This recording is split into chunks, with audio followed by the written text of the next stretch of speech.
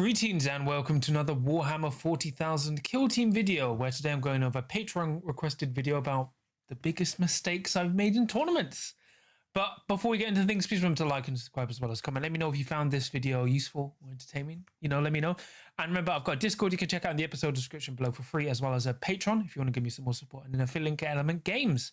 But yeah, this is one of my Patreon requested videos, and they requested covering my biggest mistakes that cost me games, mainly in Kill Team. So I thought, instead of just costing me games, I would thought it'd be more interesting to cover things that cost me tournaments or I found problematic for how I played, because I think it's actually really good to highlight what I did wrong, because people love watching me being wrong or lose. So, there's that. But also it's something people can use to kind of help better themselves, because I'm all about using my mistakes to learn from and improve from. I have to do our work, so I've kind of implemented into how I play Warhammer competitively. So to kind of cheat a bit, I'm going to use experiences from when I used to play Warhammer Underworlds a lot as well, because they kind of overlap when you play Warhammer competitively in tournaments. So hopefully this all makes sense, because I think I've played, 80 or 100 Warhammer Underworld tournaments or more. For Kill Team, I think it's at least 50. So, I've played in a lot of tournaments, excluding all the ones I did for Warhammer 40k and Age of Sigmar. But yeah, let's get into it, where I'll rattle off my 5 biggest mistakes I've made while playing in Warhammer tournaments. So one mistake I used to make a lot, and occasionally still do, is not paying attention to the whole board. If you were to play me, I think since I started playing Kill Team, it's something I picked up from playing Warhammer 40,000 and my X-Wing friends. But I basically don't sit down. I always stand, and I only sit down for lunch or after I've lost, or like at the end of the day. Because I think it's really important to have a bird's eye view of the battlefield. Because I have made countless mistakes where I have basically been either pinpointing on one part of the board or been so focused on what I want to do next that I've actually missed looking at the whole board, and I've missed operatives that were just hiding around a corner, or not seeing that they were in range to punish some of my operatives. And I still do it to this day, like especially when I go, oh cool, I've seen this play I need to do, my opponent hasn't seen it, so I'll quickly do that, and then I realize my opponent was in the same boat, but going, oh cool, you were focused on like that corner of the board, I'm now going to swing this operative around the building and shoot your operative in the open and like get him off the objective. So that's why I find it really helpful to always stand. Obviously, if you can't, or if it's painful, that's an issue in itself. You have to work around that. But I find it's really important, especially when you're playing on Into the Dark. When in Into the Dark, if you're sitting down and the table's about, knee high, like just below your chest, around the level of your stomach, is very easy to miss miniatures behind walls, especially in the opponent's drop zone, especially if they're not running the huge monster teams, right? It's very easy to miss a miniature on a 25 to even 32 millimeter base behind these Into the Dark walls. And I find it's almost essential to stand up, because you can just miss so much. It's annoying, but if you want to improve, you need to keep a constant bird's eye view almost of the battlefield if you want to minimize your own mistakes. Because I've lost and made games more difficult for myself by either sitting down and just focusing on what I can see, instead of trying to get a whole view of the board before making decisions. Now, my next one is not enough sleep. So, sleep is actually kind of difficult, especially for someone like me who does shift work. And I can't stress how important it is to sleep before a tournament, because otherwise you will make so many errors. Like, I try and get at least 8 hours sleep. Well, hopefully 8 hours sleep the day before a tournament. I've also done very stupid things where I think I've done now in my history 5 tournaments after a night shift, and I've won one of them, right? Which is really, really bad. I wouldn't advise playing after a night shift or no sleep. You really, really need sleep, because I find even if you've only had like 4 hours sleep or 5 hours sleep, you still miss stuff, especially in round 1. And even in Kill Team, there was a tournament at the LGT where I was undefeated rounds 1, 2, and 3, and then round 4 playing my Pathfinders, and I was against Intercession, and I was like, okay, all right, I can use my recon sweep because I have operatives on the left and right side of the board where I can effectively move out and shoot. And then in the strategy phase, turning point 2, I can dash back in and then, move out and shoot again to force this Intercession player to make mistakes. And I was like, this is great. This is my game plan. And then turning point 2, I was like, what strategic plays are you going to play, John? I was like, bonded, anything? Oh, long range. Is that anything from you, John? Pass. And he's like, pass. And then I was like, first activation. And I was like, oh my gosh, I forgot to redeploy with recon sweep. And that actually cost me the game because even though, I had Montcar app, there was that turn I really needed to dash like 7 operatives behind cover. And it was my game plan, but I was so tired from not getting enough sleep and not making sure I rested enough that week before the tournament, the week of the tournament, that I just made this silly mistake that cost me the game. And even my opponent was confused. Like he just thought I did a big misplay. And then when I told him at the end, he was like, oh yeah, that makes a lot of sense. So I really advise getting a lot of sleep. And as someone who has played several tournaments after a night shift with no sleep, it's the way I can describe it. Eventually you feel like you're drunk, but you're not actually intoxicated. You just want to sleep, but you have to stay awake. And it's pure pain. So don't do it. Don't be insane like me. I'm sure I will probably still do at least one more tournament after a night shift, but that's because I'm insane. So don't listen to me and get sleep.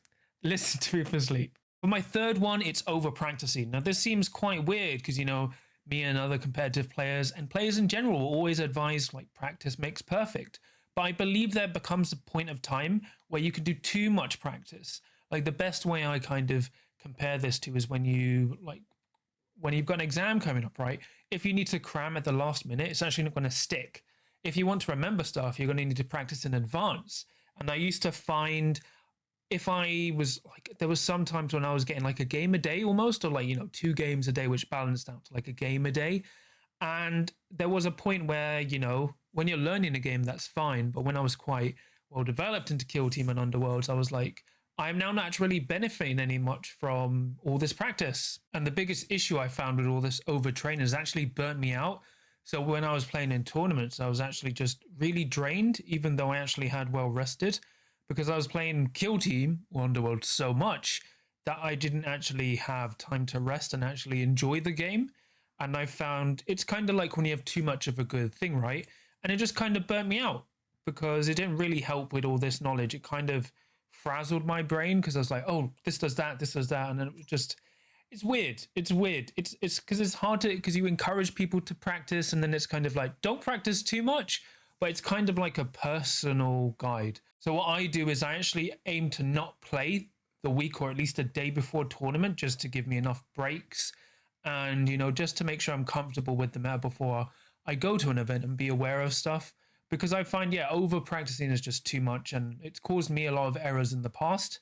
So once you get comfortable with the game, like keep playing until you're familiar with Kill Team and like what's been regularly played in your own Kill Team.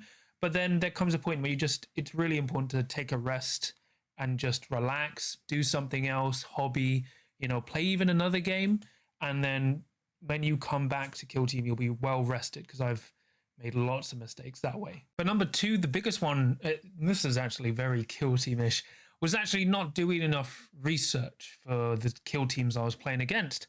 So this happened actually at my first Warhammer World tournament for Kill Team. I was playing against a Commando player who turned out to be the lead developer of the game.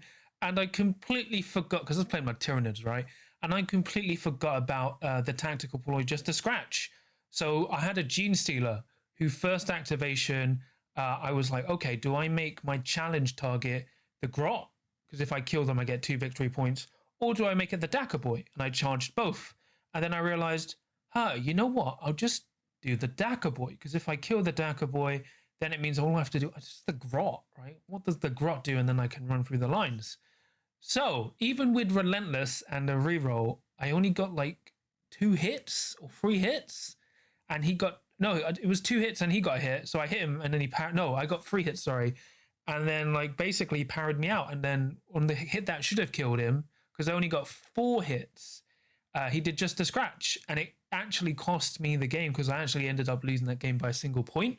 And if first activation I had just nominated the Grot, charged the Grot, killed the Grot, he would have gone down by 2 points, and I would have gone up by 2 points, and it would have won me the game because it was a super close game. And what I learned from that game, you could argue it was a gotcha, but it was actually my fault because my opponent was telling me everything I asked. But you kind of can't expect your opponent to tell you everything about their kill team. Like telling the abilities and what the operatives do is fine, but then you can't go, oh, and I have all this equipment that does X, X, and X, and then I have all these ploys that do X, X, and X. And I learned from that not only to research more, but also to ask questions. So every time, even if I've kind of semi-familiar with the team or know it, I will still ask when they go, oh, I'll do this play. And I was like, can you just explain that for me? Even when I was playing recently, I was playing against Wormblade, and I was like, the opponent knew of me and, like assumed I knew the kill team inside and out. And I did mostly, but I was still like, oh, can you just explain these ploys to me? Because even if I have an idea of what they do in my head, I find it's much better to just ask these questions to get explained anyway, because opponents will tell you anyway. And as long as you ask, you'll never, if your opponent goes, no, I'm not telling you this, or lies, then you can kind of actually, call the TO and stuff. But generally, like if I just asked my opponent, he would have gone, oh yeah, and I have this just a scratch ploy. So, once per turning point, I can ignore 1 dice of damage. And that's made me research kill teams more. But also, if I don't have the time to research, every time when I meet my opponent, like we play, I'll go, oh, what do these do? Like, just remind me what that does. What does that ploy do? Or can I look at your tactical ploys and strategic ploys? Just that kind of stuff. It really helps and ensures both you and your opponent have a fun time, because neither of you want to feel bad because someone's missed something out. And I've actually made a lot of mistakes that way. And it's one of my biggest ways to ask, tell people to improve, because just asking the right questions will help you so much. And then finally, my last big mistake is getting too focused on winning. So this is actually a really interesting thing I learned when I was playing Warhammer Underworlds. So when I was playing Warhammer Underworlds, we had these big national tournaments called Grand Clashes. I was winning store tournaments across the country, but I just couldn't crack the Grand Clash. I played in like 4, and I came like 3rd, 2nd, 4th. And then 2nd, it was kind of like a running meme where I wasn't allowed to win a Grand Clash. And then I went to Scotland, and I was like, you know what? I'm always been focused on winning. Because even like I have my friend Rob from The Honest Wargamer, and he was always like, he's a big competitive person, but he's like, when I go to events, my goal isn't to win, it's to have fun and make friends. So I was like, after listening to him talk, because he said winning as being your main goal becomes really unhealthy in the long term, especially if you don't meet that goal. And that's what I was starting to find. I would play in events and I would go like, oh, I had a really fun time, but I didn't win. So I guess it's kind of pointless. And it started to eat away at me, and I started to enjoy the game less and less. And I became like more annoyed and frustrated at myself. The moment you lose a game, it's just like, it's game over. But when I went to Tabletop Scotland, I was just like, you know what, I'm going to convert my own team, paint them up to the highest standard I can, and just go and have fun in Scotland. And I won. And then after that, now when I go to tournaments, I've learned the most time I've had, like when I win most of the time, obviously winning is still a goal, but my main goal is just to have fun and, enjoy myself. Go there to either like enjoy the event, the arena, and just try and make friends, because what Rob said to me made the most sense, because I found getting too focused on winning, it led to me becoming just not fun to play against, in more so like it just soured events for me. And I really hated like that back voice in the back of my head going like, oh, that was a fun event, but you didn't win, so it's kind of pointless, right? Because you like, even when I posted events, I got people going like, John, why are you posting events where you didn't win, and what's the point? And even though they were a small minority, it's kind of like, imagine that voice just getting louder and louder. And I wouldn't say like, oh, don't focus on winning. Like, winning is a good goal, but I find if it's your main goal and the only driving factor for you to play at tournaments, it's going to cause you, like, it's really difficult not to let that become a toxic trait and take over yourself. That's why even this year I was like, I spent too much time trying to chase ITC points in last season. And even though I finished fourth in the world, I was kind of like, this year, I need to step back and actually enjoy the game and, just focus on myself as well and like my personal life, like with work. And, I've started to enjoy the game again more because like I was getting close to burning out, and it didn't really cause me mistake in events. But I think the biggest problem it caused me in events is I just wasn't enjoying them.